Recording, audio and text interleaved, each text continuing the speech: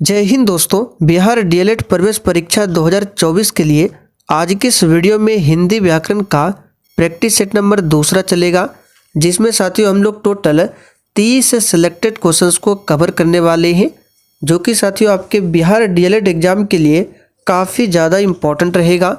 तो साथियों आप सभी सेशन को बिना स्किप किए लास्ट तक पूरा ध्यानपूर्वक देखिए। और साथियों बिहार डीएलएड एग्जाम के लिए हमने एक अलग से प्लेलिस्ट भी बना रखा है। आज से पहले बिहार डीएलएड के लिए जितने भी क्लास कराए गए हैं सभी क्लास को उस प्लेलिस्ट में डाल दिया गया है, आप लोग जाकर देख सकते हैं। प्लेलिस्ट का लिंक आपको इसी वीडियो के नीचे डिस्क्रिप्शन बॉक्स में मिल जाएगा। तो चलिए साथियों, दोपहर के 3 बज चुके हैं, फटाफट से आप सभी लाइव में आ जाइए। तो देखिए आज के सेशन का पहला क्वेश्चन है, एक से अधिक वर्णों के मेल को क्या कहते हैं? अक्षर, स्वर, व्यंजन या फिर डी अनुस्वार। बिल्कुल आपको सोच समझकर आंसर करना है, और आंसर करने के लिए आप लोगों को नीचे लाइव चैट का ऑप्शन मिल रहा होगा, इसलिए प्रत्येक स्टूडेंट को नीचे लाइव चैट में अपना अपना आंसर जरूर बताना है। तो साथियों यहाँ पर ध्यान दीजिए, एक से अधिक वर्णों के मेल को कहा जाता है व्यंजन। यहाँ पर सी ऑप्शन आपका सही जवाब है, व्यंजन। याद रखिएगा, स्वर वर्ण पूछा जाता है, स्वर वर्णों की टोटल संख्या कितनी है? तो याद रखिएगा 11 है। अब यहाँ से और भी क्वेश्चन बनता है, आपसे पूछा जाएगा कि स्पर्श व्यंजनों की संख्या कितनी है? याद रखिएगा टोटल 25 स्पर्श व्यंजन है। अगला क्वेश्चन देखिए, निम्नलिखित में से अंत अस्त व्यंजन कौन सा है? तो साथियों अंत अस्त व्यंजन टोटल 4 है। कौन कौन सा है? तो य, र, ल, व, ये 4 क्या है? अंत अस्त व्यंजन है। तो आप लोग यहाँ पर देख सकते हैं, यहाँ पे दिया है व, ये क्या है? अंत अस्त व्यंजन है। ऊष्म व्यंजन भी 4 है। कौन कौन सा है? तालब स है, मूर्धन्य स है, दंत स है और ह, ये क्या है? ये 4 आपका ऊष्म व्यंजन हो गया। और य, र, ल, व, ये 4 क्या है? अंत अस्त व्यंजन है। आगे देखिए, निम्नलिखित में से कौन ऊष्म व्यंजन है? तो साथियों जैसे कि अभी हमने आपको बताया, ऊष्म व्यंजन तालब स, मूर्धन्य स, दंत स और ह। तो यहाँ पे देख सकते हैं इमेज में ऑप्शन ए में दिया हुआ है हाँ, ये क्या है? तो ऊष्म व्यंजन का उदाहरण है। आगे देखिए, जो शब्द 2 वाक्यांशों, शब्दों और वाक्यों को जोड़ने का कार्य करता है वह क्या है? और देखिए साथियों, प्रश्नों के साथ हम आपको जितने भी एक्स्ट्रा फैक्ट को बता रहे, आपको ध्यानपूर्वक सुनना है। इससे होगा क्या? आपका रिवीजन होगा। तो देखिए, जो शब्द 2 वाक्य, शब्द और वाक्यों को जोड़ने का कार्य करता है, तो यहाँ पर इसका आंसर हो जाएगा ऑप्शन सी, सॉरी यहाँ पे ऑप्शन डी होगा, समुच्चय बोधक कहलाता है। याद रखिएगा। आगे देखिए, अंगुली का तद्भव रूप क्या है? बिल्कुल इसी टाइप के क्वेश्चन आपके एग्जाम में पूछे जाएंगे।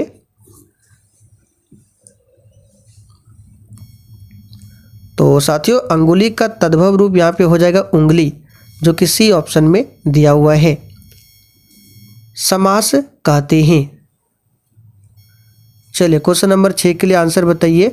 और साथियों जिन्होंने अभी तक सेशन को लाइक नहीं किया है, प्लीज़ आपसे रिक्वेस्ट है, आप सभी सेशन को साथ में लाइक करते चलिए और डेली आप लोग क्लास को अटेंड कीजिए। क्लास का टाइमिंग है दोपहर 3 बजे से। तो समास किसे कहते हैं? सिंपल सा क्वेश्चन है। शब्दों के मेल को समास कहते हैं, जबकि अक्षर के मेल को संधि कहा जाता है। तो आंसर आपका यहाँ पर ए होगा। क्रिया विशेषण एक भेद है। तो साथियों क्रिया विशेषण जो है ये अव्यय का एक भेद है। यहाँ पर पहला ऑप्शन आपका सही जवाब है, अव्यय का। आगे देखिए, गणेश का पर्यायवाची शब्द क्या है? तो साथियों गणेश का पर्यायवाची शब्द यहाँ पे हो जाएगा एक दंत, जो कि सी ऑप्शन में दिया हुआ है। एक दंत क्या है? गणेश का पर्यायवाची शब्द है। इहलोक का विपरीतार्थक शब्द क्या है? चलिए क्वेश्चन नंबर 9 के लिए आंसर बताइए। और जितने भी क्वेश्चन आपके सही हो रहे आप लोग साइड में कॉपी में लिखते चलिए।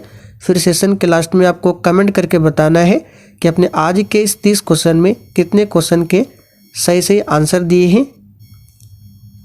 तो साथियों इहलोक का विपरीतार्थक होता है परलोक, जो कि डी ऑप्शन में दिया हुआ है।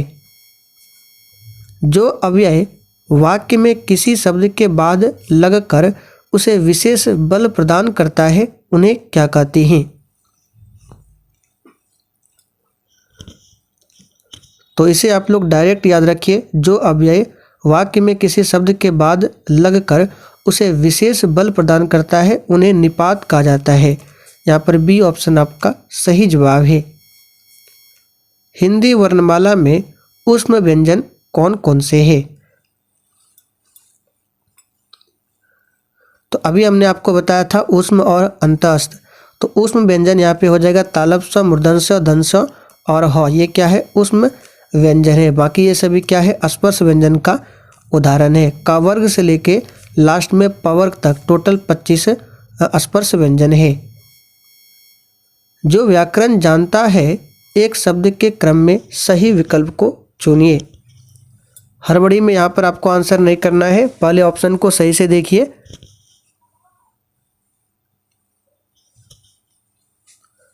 तो साथियों जो व्याकरण जानता है उसके लिए एक शब्द हो जाएगा वैयाकरण, जो कि बी ऑप्शन में दिया हुआ है।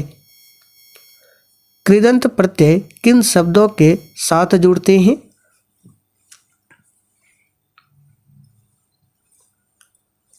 तो इसे भी डायरेक्ट याद रखिएगा। कृदंत प्रत्यय जो है क्रिया के साथ जुड़ता है। यहाँ पर सी ऑप्शन आपका सही जवाब है। ध्यान रखना है कृदंत प्रत्यय किसके साथ जुड़ता है? क्रिया के साथ में। कमल के समान नयन में कौन सा समास है? यानी कि कमल के समान क्या है? नयन। तो इसमें बताना है कौन सा समास है। तो सिंपल सा क्वेश्चन है, इसमें कर्मधारय समास है। यहाँ पर डी ऑप्शन आपका सही जवाब है, कर्मधारय। आंखों में गड़ना मुहावरे का अर्थ क्या है?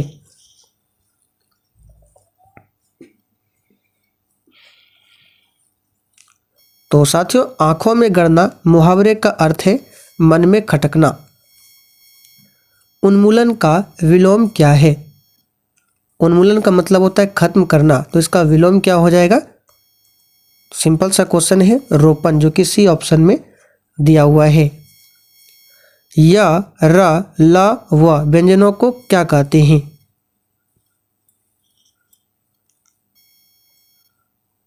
तो साथियों यहाँ पर इसका आंसर हो जाएगा अंतःस्थ व्यंजन कहलाता है य, र, ल, व, और इनकी संख्या टोटल 4 है।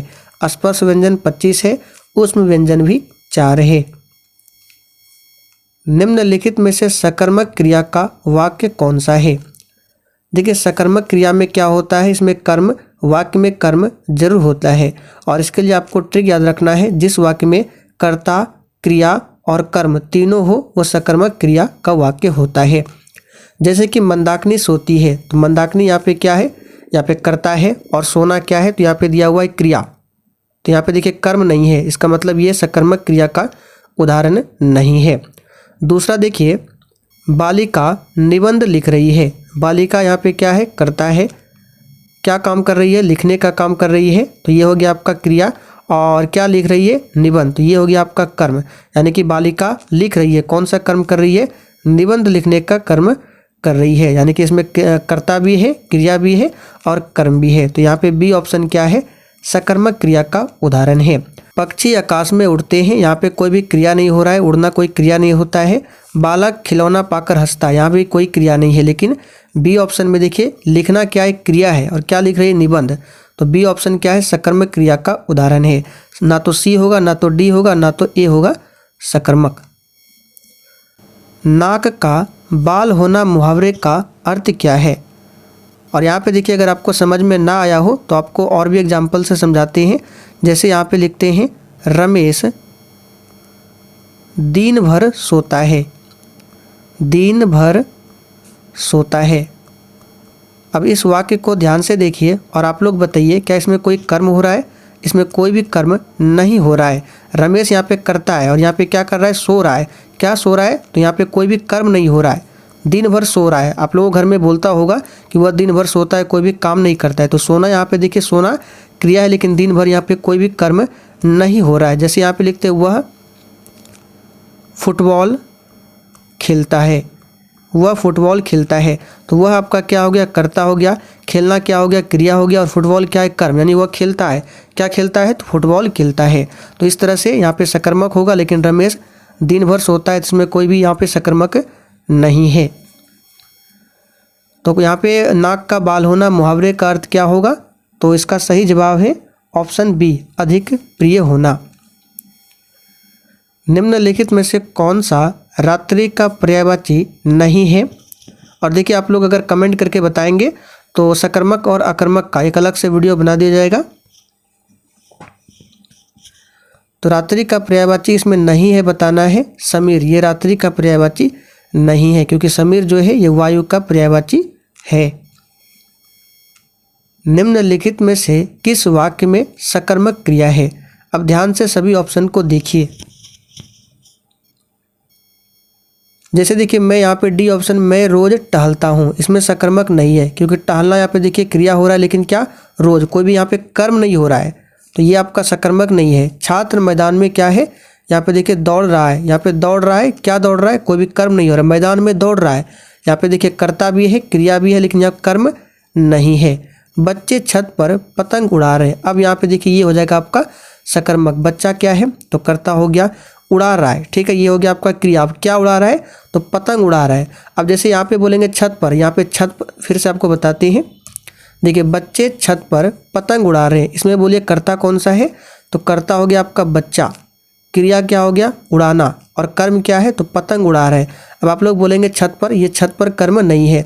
उसी प्रकार यहाँ पे मैदान में, छत पर, ये सभी कोई कर्म नहीं है। कर्म क्या है, पतंग उड़ा रहा है। तो बी ऑप्शन में यहाँ पे क्या है, सकर्मक क्रिया का उदाहरण है। अब जैसे छोटा बच्चा खिलखिला कर हंसा, तो यहाँ पे देखिए छोटा बच्चा क्या है, करता है। यहाँ पे हंसने का काम क्रिया है, लेकिन यहाँ पे कोई भी कर्म नहीं हो रहा है। तो ऑप्शन यहाँ पे केवल बी आपका आंसर होगा, सकर्मक क्रिया है। शब्द अन्वय का संधि विच्छेद क्या है। इस पर स्टार मार्क कर लीजिए, वेरी इंपॉर्टेंट है। तो अन्वय का यहाँ पे संधि विच्छेद होगा अनु जोड़ आय बराबर अन्वय। यथा रुचि में कौन सा समास है।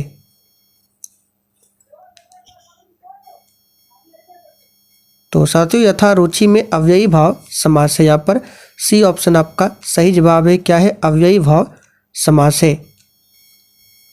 नीचे दिए गए विकल्पों में से तत्सम शब्द का चयन कीजिए।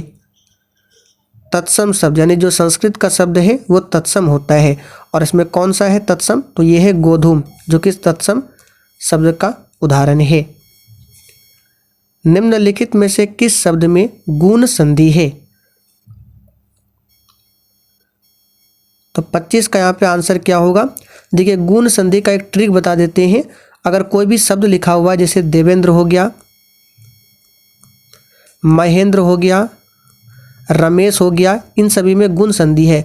आप लोग देखिएगा जिसके बीच में एका अगर मिल जाए तो आपको आंसर कर देना है गुण संधि। ये एक ट्रिक है। तो देखिए हिमालय गुण संधि नहीं है, इत्यादि भी नहीं है, तल्लीन भी नहीं है। तल्लीन यहाँ पे हो जाएगा व्यंजन संधि।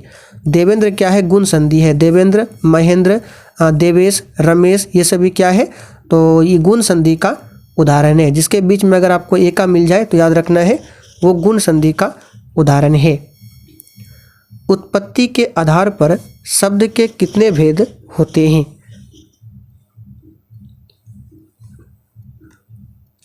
तो प्यारे साथियों उत्पत्ति के आधार पर शब्द के 4 भेद होते हैं। कौन कौन सा, तत्सम, तद्भव, देशज और विदेशज। संस्कृत के ऐसे शब्द जिसे हम ज्यों का त्यों प्रयोग में लाते हैं उसे क्या कहते हैं। सिंपल सा क्वेश्चन है, तत्सम कहलाता है। निम्नलिखित के रूढ़ शब्द कौन सा है। अब देखिए रूढ़ शब्द क्या है, तो रूढ़ शब्द का कभी भी संधि विच्छेद नहीं हो सकता है।